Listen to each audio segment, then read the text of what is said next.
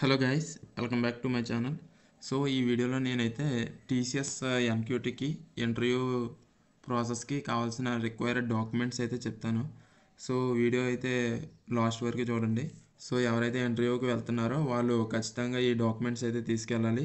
So ఆ documents అనేవి నేను ఈ వీడియోలో షేర్ చేస్తాను. టీసీఎస్ అనేది మనకి మెయిల్స్ అనేవి సెండ్ చేస్తుంది కదా. సో ఆ మెయిల్స్లో మీకు సర్వే ఫామ్ వచ్చింది కదా. ఆ సర్వే ఫామ్లో మీకు లొకేషన్ ప్రిఫరెన్స్ ఉంటుంది. ఆ లొకేషన్ ప్రిఫరెన్స్ ప్రకారంగా మీకు అయితే అనదర్ మెయిల్ వస్తుంది ఇంకోటి. సో ఈ మెయిల్లో ఏంటంటే మనకి ఆ లొకేషన్ ఎక్కడో మనకి ఈ మెయిల్లో ఉంటుంది అనమాట. అండ్ టెస్ట్ డేట్ కూడా అక్కడే ఉంటుంది, మీరు అయితే చెక్ చేసుకోవచ్చు. టెస్ట్ డేట్ అనేది టీసీఎస్ వాడే మనకి అలోకేట్ చేసేస్తాడు. సో ఈ టెస్ట్ డేట్ అనేది ఇంక ఫిక్స్ అనమాట, రీషెడ్యూల్స్ గట్రా ఏమి ఉండవు. సో ఈ మెయిల్ అనేది మీకు related to location and required documents ఈ అండ్ అనదర్ ఇంకో మెయిల్ వస్తుంది మీకు, panel reporting time panel number అని ఒక మెయిల్ వస్తుంది. సో ఆ మెయిల్లో మీకు ఏ టైంకి మీరు టీసీఎస్ సెంటర్లో ఉండాలి అండ్ రిపోర్ట్ ఏ టైంలో చేయాలనేది ఆ మెయిల్లో ఉంటుంది అనమాట. సో ఇవి రిక్వైర్డ్ డాక్యుమెంట్స్. మీరైతే 2 హార్డ్ కాపీస్ ఆఫ్ రెజ్యూమ్ అయితే తీసుకెళ్ళాలి. లేటెస్ట్ రెజ్యూమ్ అయితే ప్రిఫర్ చేయండి. అండ్ నెక్స్ట్ వన్ వచ్చేసి TCS application form. TCS application form వచ్చేసి హార్డ్ కాపీ తీసుకోవాలి. ఈ అప్లికేషన్ ఫామ్ వచ్చేసి మనకి టీసీఎస్ నెక్స్ట్ స్టెప్ పోర్టల్లో అయితే ఉంటుంది. ఇదైతే నేను లాస్ట్లో చూపిస్తాను ఎలా డౌన్లోడ్ చేసుకోవాలో. అండ్ నెక్స్ట్ వన్ వచ్చేసి గవర్నమెంట్ ఐడి ప్రూఫ్స్. ఈ గవర్నమెంట్ ఐడి ప్రూఫ్ అనేది mandatory. And original and xerox కూడా తీసుకెళ్ళాలి. మీరైతే 3 ఐడి ప్రూఫ్స్ అయితే తీసుకెళ్ళండి. Aadhaar card, pan card and voter ID. So ఇవైతే సరిపోతాయి. College ID card and Aadhaar card is mandatory. So ఈ రెండు అయితే కంపల్సరీగా ఉండాలి. ఆల్ అకాడమిక్ డాక్యుమెంట్స్లో మనకి మార్క్ షీట్స్ ఉన్నాయి, ఎక్స్పీరియన్స్ రిలేటెడ్ డాక్యుమెంట్స్ ఉన్నాయి.